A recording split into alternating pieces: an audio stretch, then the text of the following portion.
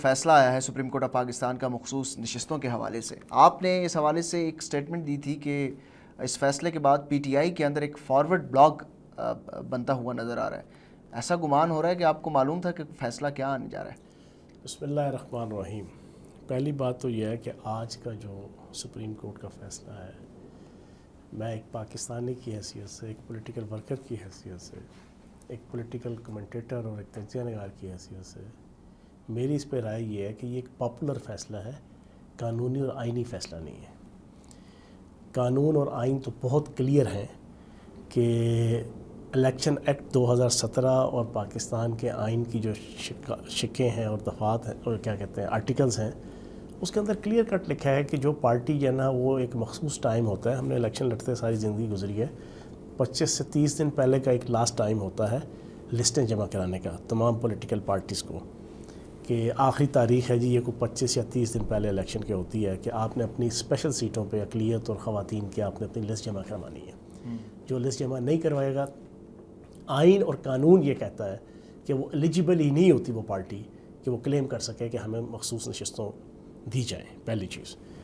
دوسرا، آئین اور قانون بڑا کلیئر کہتا ہے کہ جو پارٹی ایک سیٹ بھی نہیں جیتے گی، ایک سیٹ بھی، وہ دعوے دار نہیں ہو سکتی، وہ روادار نہیں ہو سکتی، وہ کلیم نہیں کر سکتی کہ مجھے مخصوص نشستیں دی جاؤ. وہ پارلیمانی پارٹی کنسیڈر نہیں ہوگی. سنی اتحاد کونسل ایک سیٹ نہیں جیتی، ٹھیک ہے، اور سنی اتحاد کونسل نے لسٹ جمع نہیں کروائی. اچھا، پھر اس فیصلے کے اندر میں سمجھتا ہوں کہ میرا تبصرہ اس کے اوپر یہ ہے کہ یہ آئین کو ری رائٹ کیا گیا اس فیصلے کے ذریعے سے، کہ جو سپریم کورٹ کی اتھارٹی نہیں ہے، یہ اتھارٹی پارلیمنٹ کی ہے. آئین کو بنانا، آئین کو ری رائٹ کرنا، یہ پاکستان کے قانون کے مطابق اور آئین کے مطابق یہ پارلیمنٹ آف پاکستان کی اتھارٹی ہے، پروگیٹو ہے کہ وہ کر سکتے ہیں. سپریم کورٹ کا کام صرف انٹرپریٹیشن کرنا ہوتا ہے.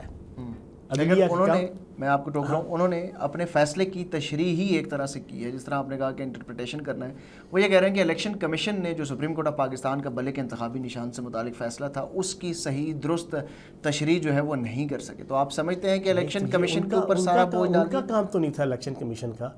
کیا ان کو نہیں پتا تھا کہ جب آپ اپنے فارم جمع کرا رہے ہیں تو سنی اتحاد کونسل کا جناب جو صدر ہے وہ خود اپنے آپ کو کبھی نظریاتی تحریک انصاف کے نام سے جناب وہ لکھ رہا ہے کہیں پہ، اور کہیں پہ جناب آزاد لکھ رہا ہے، اور کہیں پہ جناب کس انداز سے لکھ رہا ہے، وہ تو سنی اتحاد کونسل کا لکھ نہیں رہا.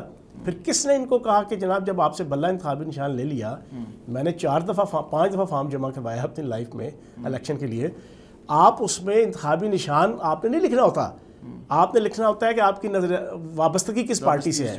تو ان کے کتنے جیتے ہوئے اور ہارے ہوئے کینڈیڈیٹ ہیں کہ جنہوں نے وہاں پر اس کھانے پہ تحریک انصاف لکھا ہوا ہے، آزاد لکھا ہوا ہے، آدھے سے زیادہ نے نہیں، تقریباً 90% نے آزاد لکھا ہوا ہے. جب آپ نے آزاد لکھا ہوا ہے، یا سنی اتحاد کونسل تو خیر کسی نے بھی نہیں لکھا. وہ یہ کہتے ہیں کہ آزاد ہم نے اس لیے لکھا کہ الیکشن کمیشن نے کہا کہ پی ٹی آئی کے پلیٹ فارم سے اب الیکشن نہیں لڑا جا سکتا. بھائی کس نے کہا آپ کو جناب؟ کس الیکشن کمیشن نے منع کیا؟